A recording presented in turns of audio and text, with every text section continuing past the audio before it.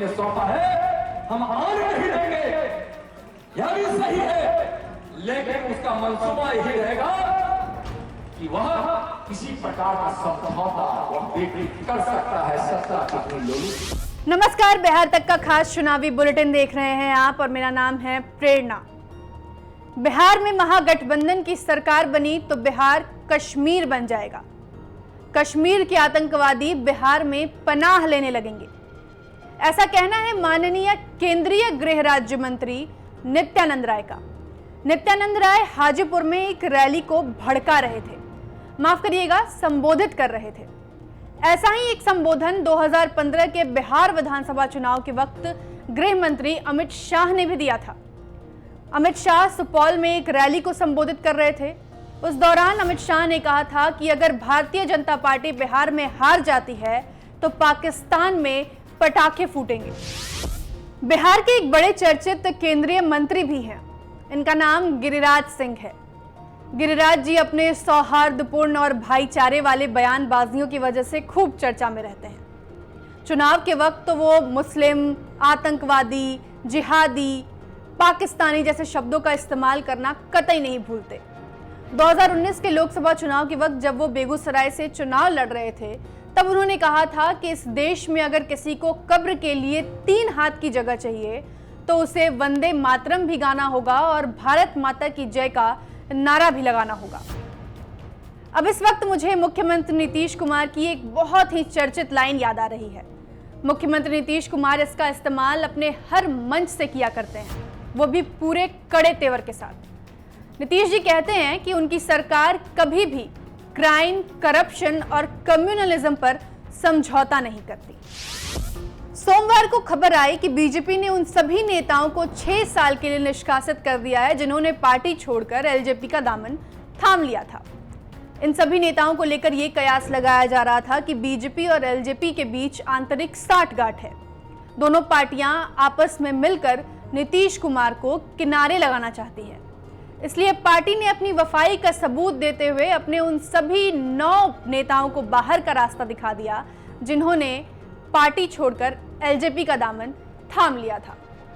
अब बारी जेडीयू की आई। जेडीयू के भी ऐसे कई नेता थे जिन्होंने जेडीयू छोड़कर किसी और दल का रुख कर लिया था। अब बीजेपी को भी ये इनसिक्योरिटी थी कि कहीं यह सब कुछ नीतीश कुमार के इस इशारे पर तो नहीं हो रहा। सो नीतीश कुमार ने भी अपने उन सभी 15 नेताओं को 6 साल के लिए निष्कासित कर दिया है जिन्होंने जेडीयू छोड़कर किसी और दल का दामन थाम लिया है। अब देखिए अपनी वफाई साबित करने के लिए क्या क्या करना पड़ता है, किस हद से गुजरना पड़ता है। बिहार विधानसभा चुनाव में आज से तीसरे चरण की नामांकन प्रक्रिया भी शुरू कर दी गई है। आज तेज प्रताप यादव ने अपना नामांकन दाखिल किया। तेज प्रताप यादव इस बार हसनपुर विधानसभा सीट से चुनाव लड़ रहे हैं। इस दौरान उनके छोटे भाई तेजस्वी यादव भी मौजूद रहे।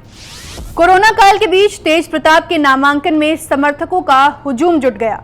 लोग ये तक भूल गए कि सोशल डिस्टेंसिंग किस चिड़िया का नाम है। इधर बताया जा रहा है कि बुधवार को तेजस्वी यादव भी राघोपुर सीट से अपना नामांकन दाखिल कर सकते हैं। अपनी वर्चुअल रैली में मुख्यमंत्री नीतीश कुमार ने तेजस्वी यादव पर जमकर वार किया था। अब इसी का पलटवार करते हुए तेजस्वी यादव ने कहा है कि मुख्यमंत्री नीतीश कुमार के पास बोलने के लिए तो कुछ है ही नहीं।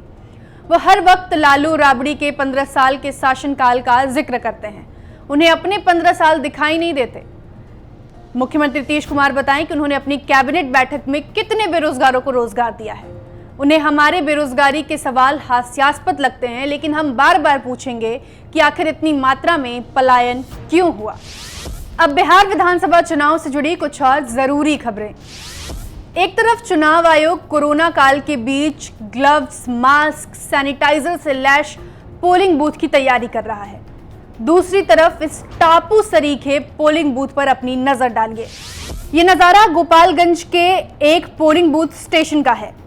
हालांकि ये स्कूल है, लेकिन अब चुनाव के बीच ये पोलिंग बूथ रहेगा। बाढ़ के पानी में डूबे इस पोलिंग बूथ पर मतदान कैसे होगा, ये तस्वीरें देखकर साफ समझा जा सकता है। पोलिंग बूथ तक पहुंचने वाली सड़क भी बाढ़ की वजह से टूट गई है। कन्हैया कुमार सोमवार की शाम बेगूसराय के 2 विधानसभा क्षेत्रों में रैली कर रहे थे।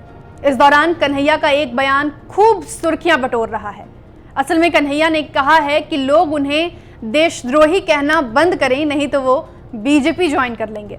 कन्हैया ने ज्योतिरादित्य सिंधिया का जिक्र करते हुए कहा कि जब ज्योतिरादित्य सिंधिया कांग्रेस में थे तब बीजेपी को फूटे आंख नहीं सुहाते थे। बीजेपी उनके बारे में उल्टी सीधी बातें कहा करती थी, लेकिन अब सिंधिया बीजेपी में चले गए हैं तो बीजेपी की आंखों के तारा बन गए हैं। 14 अक्टूबर से नीतीश कुमार बिहार के विभिन्न हिस्सों में चुनावी रैली करने की शुरुआत करेंगे। अब तक नीतीश कुमार वर्चुअल रैली कर रहे थे, लेकिन 14 अक्टूबर से उनकी पहली फिजिकल रैली की शुरुआत होने वाली है। इस दौरान वो बांका, सुल्तानगंज जैसे क्षेत्रों में चुनावी सभाएं करेंगे।